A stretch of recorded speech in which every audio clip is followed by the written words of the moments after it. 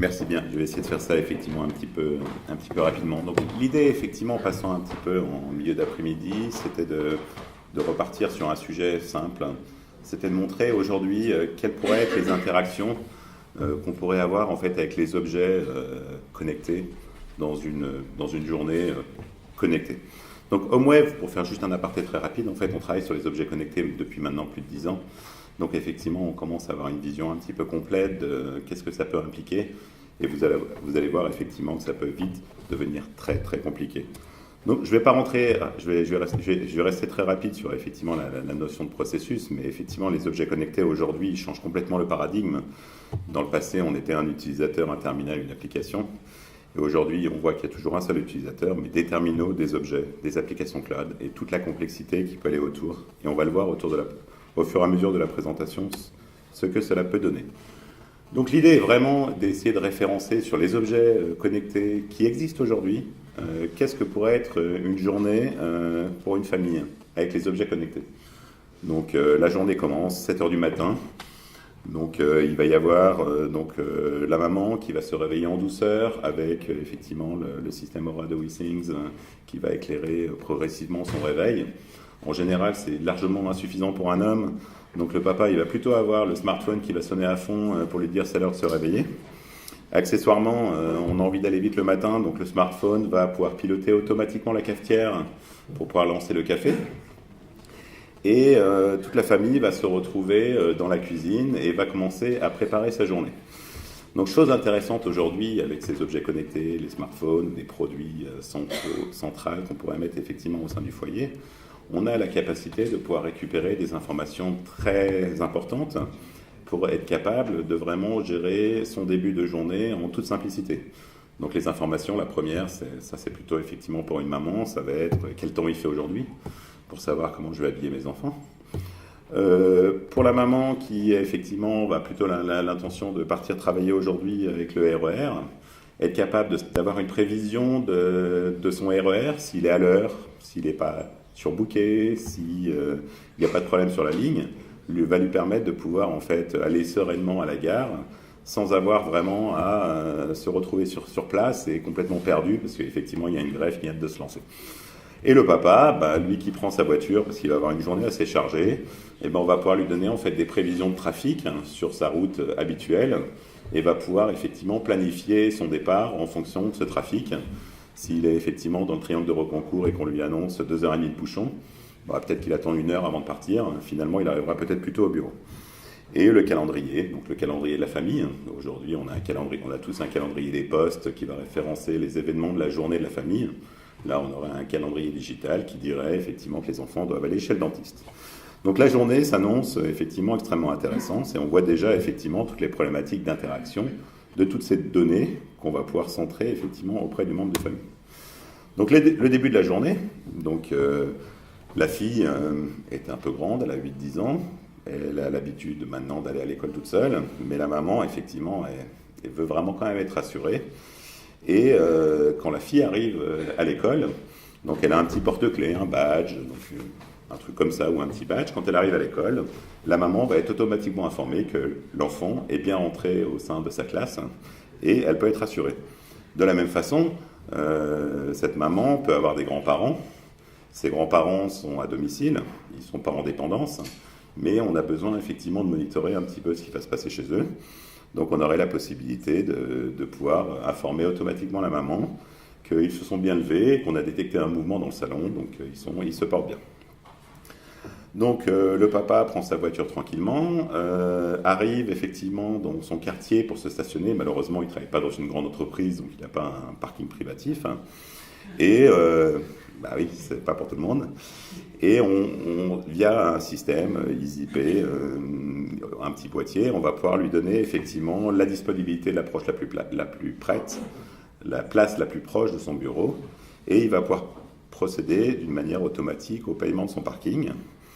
Et accessoirement, comme il est arrivé en proximité de son bureau se prépare automatiquement pour lui, la lumière s'éclaire et son PC s'allume.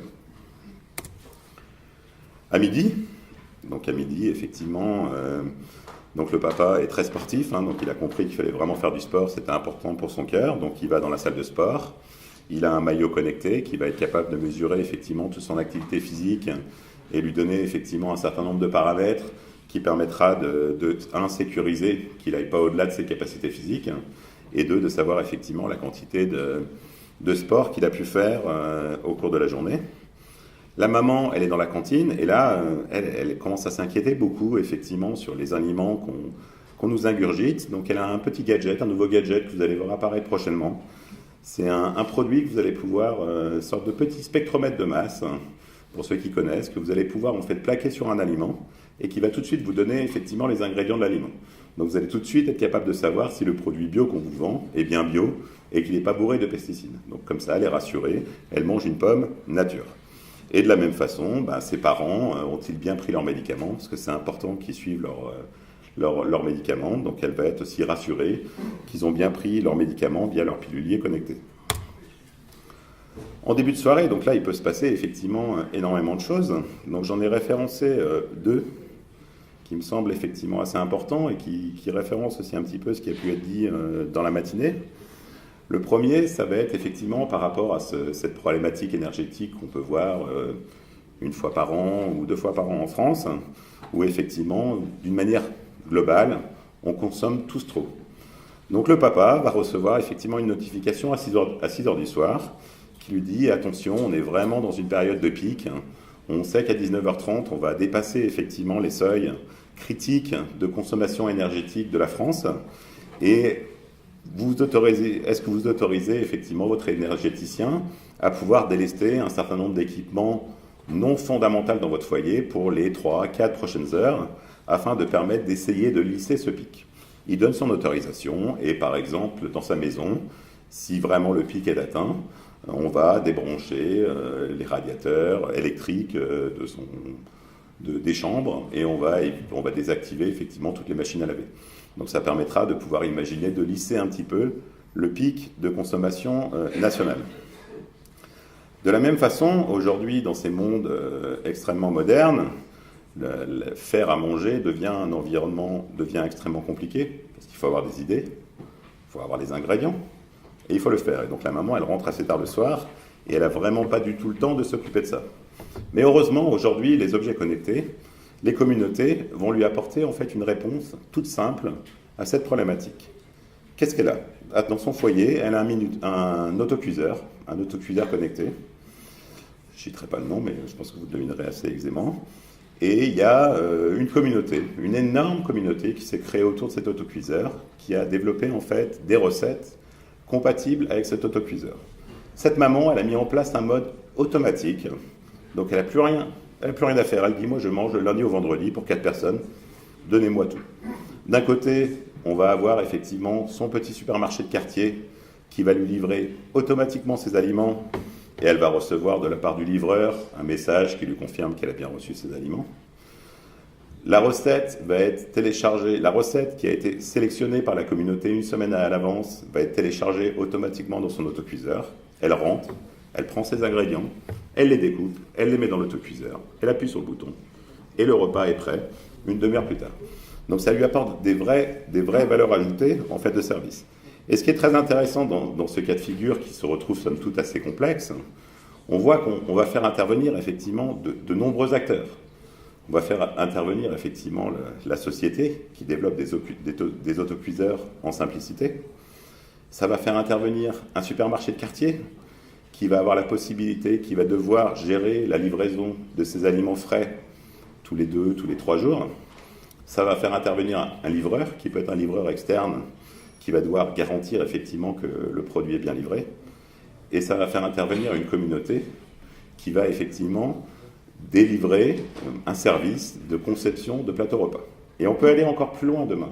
C'est-à-dire que demain, vous pouvez même imaginer d'avoir une interaction entre le supermarché et cette communauté. Le supermarché prévenant la communauté que les aliments qu'elle aimerait bien pouvoir écouler, parce que c'est la saison, c'est tel aliment, tel aliment, tel aliment, et qu'elle va demander à la communauté de développer des menus qui sont en adéquation avec les stocks d'aliments qu'elle peut avoir à domicile. En soirée, très simple, le papa rentre, il arrive devant son appartement, il est reconnu automatiquement. La lumière d'ambiance, la lumière se tamise dans le salon, la télé s'allume. On est sur un cliché, on est sur un cliché, mais c'est pour pouvoir montrer effectivement ce qu'on peut faire. Un gros cliché. Et effectivement, peut-être un petit peu trop gros cliché alors. Et évidemment, on va pouvoir surveiller tranquillement que le bébé dort confortablement dans sa chambre, où il est monitoré au cours de la journée. Voilà, donc là, ça montre effectivement très simplement qu'il est tout à fait possible aujourd'hui, avec les objets connectés qui existent, de pouvoir vivre une journée connectée qui apporte des vrais services à valeur ajoutée. Donc, pour la communauté, quand on va parler effectivement de pics d'énergie, si effectivement on peut limiter ces pics d'énergie, c'est quand même un bénéfice pour tous. Ça va apporter un vrai bénéfice en termes de services pour la préparation des repas, parce qu'on va pouvoir effectivement automatiquement proposer une solution simple pour mettre en œuvre des repas et manger sainement. En plus, même pour la communauté, le fait d'adapter des repas en fonction des aliments de saison permet d'éviter effectivement aussi un gaspillage, parce qu'on va avoir une saisonnalité très très forte, par exemple sur les légumes. Donc si on peut effectivement cuisiner des légumes d'hiver en hiver et d'été en été, ça fait apporter à tous. Mais surtout, ce que ça montre, c'est qu'effectivement, on est vraiment dans une complexité très très forte et que les processus sont extrêmement importants pour arriver vraiment à interconnecter tous ces objets. Aujourd'hui, on commence à arriver dans ces modèles-là, mais c'est vrai que la réalité des faits, aujourd'hui, chaque objet est connecté, mais il est connecté d'une manière individuelle, avec une application individuelle. La prochaine étape correspondra vraiment à interconnecter tous ces objets entre eux pour créer en fait des business models connexes entre ces différents objets connectés. Voilà, donc merci bien.